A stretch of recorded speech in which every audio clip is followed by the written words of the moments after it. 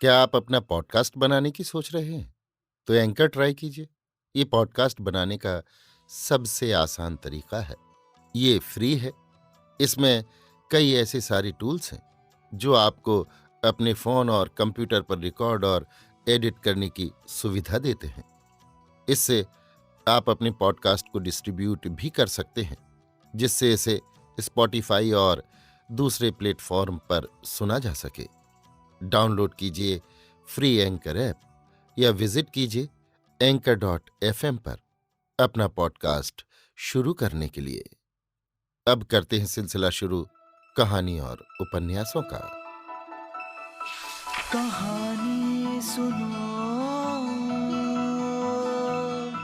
कहानी सुनो, कहानी सुनो,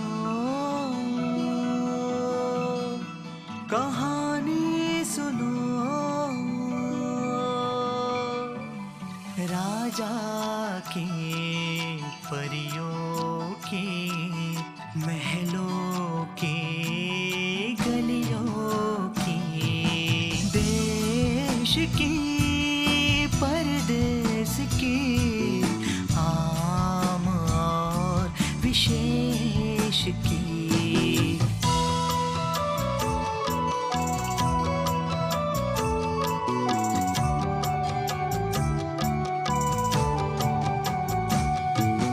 प्यार के हार के, सुख और दुख व्यापार के, रिश्तों की नातों की, गुपचुप सी बातों की। कहानी सुनो, कहानी सुनो, कहानी सुनो, कहानी सुनो।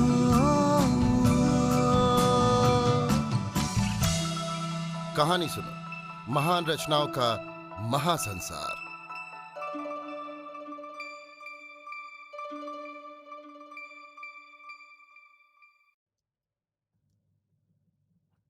लीजिए सुनिए विश्वंभर नाथ शर्मा कौशिक की लिखी कहानी लगन, मेरी यानी समीर गोस्वामी की आवाज में। मैं भी कुंभ स्नान करने जाऊंगी, चारपाई पर लेटी हुई सोहनलाल की वृद्धा माता ने कहा। वृद्धा की वयस 55 वर्ष की लगभग थी। इधर एक सप्ताह से बुढ़िया को ज्वर आ रहा था। चारपाई के पास बैठी हुई स्त्रियां हंसने लगीं।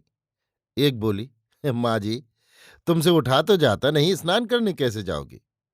जाऊंगी, बुढ़िया ने दृढ़तापूर्वक कहा। सोहनलाल की पत्नी धीमे स्वर में बोली, कभी कभी इस तरह बकने लगती हैं। बुखार में बकने लगते हैं, इस समय बुखार अधिक हो गया होगा। स्त्री ने बुढ़िया के माथे पर हाथ रखकर कहा, ऐसा कुछ बुखार भी नहीं है। सोहनलाल की पत्नी ने भी हाथ धर कर देखा। देखकर वो भी बोली, हाँ, कुछ अधिक तो नहीं है, खाली हरारत है। बुढ़िया पुनः बोली, सोहन कहाँ है? सोहन की पत्नी बोली, दवा लेने गए हैं। बुढ़िया बोली, दवा अबा नहीं खाऊंगी, कुंभ जाऊंगी, वहां अच्छी हो जाऊंगी। वो स्त्री बोली, माँ जी, भला तुमसे जाया जाएगा? वहां इतना भीड़ भड़क्का होगा कि आदमी का खड़ा होना कठिन होगा। तुम तो अभी अपने पैरों पर चल भी नहीं सकती। जाऊंगी, बुढ़िया ने मानो पूर्ण निश्चय के साथ कहा। दोनों स्त्रियां पुनः हंसीं। वो स्त्री बोली, कोई बुखार ऐसा होता है कि थोड़ी हरारत में भी आदमी बकने लगता है। इसी समय सोहनलाल दवा लेकर आ गया। सोहनलाल बोला, तुम तो अम्मा पागलों की सी बातें करती हो। भला तुम कुंभ में जाने लायक हो? उठकर बैठना पड़ेगा, फिर रेल का सफर, ये सब तुम्हारे बूते का होगा? वहां तक पहुंच जाऊं, फिर चाहे मर जाऊं। वहां तक पहुंचना ही कठिन है, तुम तो रास्ते में ही रह जाओगे। तुम नहीं जा सकती, उसका ध्यान छोड़ो। जाऊंगी तो जरूर। अच्छा, जाना, पहले जाने लायक हो जाओ। अभी कुंभ के 4-5 दिन बाकी हैं, तब तक जाने लायक हो जाओ तो चली जाना। बुढ़िया फिर उसी प्रकार बोली, हाँ जाऊंगी। सोहनलाल ने दवा पिलाई। थोड़ी देर पश्चात बुढ़िया को निद्रा आ गई। शाम को सोहनलाल के परम मित्र ब्रह्मानंद आए। उन्होंने पूछा, माँ का क्या हाल है? हाल वैसा ही है, बुखार तो अभी उतरा नहीं, कुंभ की रट लगाए हैं। क्या बतावें, बेचारी ऐसे बुरे मौके पर बीमार हुई, नहीं मैं उन्हें अवश्य ले जाता। तुम कब जा रहे हो? सोहन ने पूछा। मैं कल जाऊंगा। साथ में कौन कौन जा रहा है? मां, बुधा, छोटा भाई और पत्नी।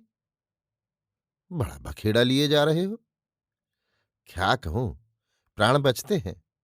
मुझे तो भाई इन बातों में विश्वास नहीं कि कुंभ नहाने से मोक्ष मिलती है। मेरा तो ये ख्याल है कि पुराने जमाने का सम्मेलन है। पहले रेल वेल तो थी नहीं, जो लोग हर साल सम्मेलन कर लिया करते, इसलिए 6 वर्ष और 12 वर्ष बाद वो सम्मेलन होते थे। इस प्रकार देश भर के आदमी परस्पर मिल लेते थे। तुम्हारा ख्याल ठीक है। चलो जरा माताजी को देख लें। चलो, परंतु उनसे ना कहना कि कुंभ जा रहे हो, वरना आफत कर देंगे। नहीं, उनसे नहीं कहूंगा। दोनों बुढ़िया के पास पहुंचे। ब्रह्मानंद को देखते ही बुढ़िया बोली, कुंभ कब जाओगे? ब्रह्मानंद बोला, अभी तो कुछ निश्चय नहीं किया है। तुम तो जरूर जाओगे। कह नहीं सकता, भीड़ भड़क्का बहुत होगा, इससे तबीयत घबराती है। भीड़ क्या करेगी? हाँ, मैं अकेला जाऊं तब तो भीड़ कुछ नहीं कर सकती, पर बाल बच्चों को लेकर जाना तो बड़ी मुसीबत है। जाना चाहिए, फिर मिले ना मिले। सो बात तो नहीं है, जिंदगी है तो मिलेंगे क्यों नहीं। जिंदगी का क्या भरोसा, तुम्हारी माँ तो जरूर जाएगी। देखिए, वो जरूर जाएगी, मुझसे उसका वादा है। मैंने भी कहा था मैं जरूर चलूंगी। खैर, तुम तो अब जा नहीं सकोगी। बुढ़िया एक दीर्घ निश्वास छोड़कर बोली, जाऊंगी तो जरूर। ब्रह्मानंद विस्मित होकर सोहनलाल का मुंह ताकने लगे। सोहनलाल विषाद युक्त मुस्कान के साथ बोले, अच्छा जाना, मना कौन करता है, पहले अच्छी तो हो जाओ। थोड़ी देर पश्चात ब्रह्मानंद विदा हुए। चलते समय बुढ़िया बोली, अपनी माँ से कह देना, वो जाए तो मुझे भी साथ ले ले, वो मुझसे कह चुकी है। अच्छी बात है, कह दूंगा। दोनों बाहर आए। ब्रह्मानंद बोले, इनकी बड़ी उत्कट इच्छा है जाने की। हाँ, परंतु जा कैसे सकती हैं, बिल्कुल असंभव है। नहीं जी, जाने का कोई प्रश्न ही नहीं है।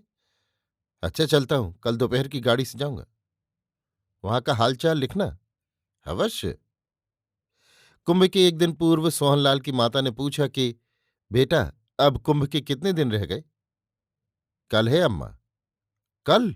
बुढ़िया चौंक कर बोली, हाँ। ब्रह्मानंद की मां गई? हाँ, वो तो शायद चली गई। मुझे नहीं ले गई? तुम तो मां पागलों की सी बातें करती हो। भला तुम जाने लायक हो? मेरा उससे वादा हो चुका था। यदि अच्छी होती तो वादा पूरा हो जाता। ऐसी दशा में कैसे हो सकता है? बुढ़िया मौन हो गई। थोड़ी देर में सोहनलाल ने देखा कि बुढ़िया की आंखों से आंसू बह रहे हैं। सोहनलाल आंसू पोंछते हुए बोला, तुम व्यर्थ में दुखी होती हो। जो बात अपने बस की नहीं, उसमें आदमी क्या करे। भगवान की इच्छा नहीं है कि तुम जाओ। उसकी इच्छा होती तो तुम्हें बुखार क्यों आ जाता। बुढ़िया ने कोई उत्तर न दिया। रात के 12 बजे सोहनलाल की पत्नी सोहनलाल को जगाकर बोली, जरा देखो तो अम्मा की दशा ठीक नहीं मालूम होती। सोहनलाल घबरा कर उठे। माता को देखा, उनकी उल्टी सांस चल रही थी। सोहनलाल घबरा गए। बोले, इन्हें नीचे उतार लेना चाहिए। दोनों ने मिलकर भूमि पर कुशासन लगाया। तत्पश्चात बुढ़िया को चारपाई से उतारकर आसन पर लिटा दिया। सोहनलाल बोले, अब इस समय दवा दारू देना तो व्यर्थ है। नहीं, इस समय अब कोई जरूरत नहीं, अब अंत समय है। इतना कहकर सोहनलाल की पत्नी सिसकियां लेकर रोने लगी। सोहनलाल ने भी रोना आरंभ किया। रात के 1 बजे के लगभग बुढ़िया के प्राण छूट गए। बुढ़िया की मृत्यु के 4 दिन पश्चात सोहनलाल को ब्रह्मानंद का पत्र मिला।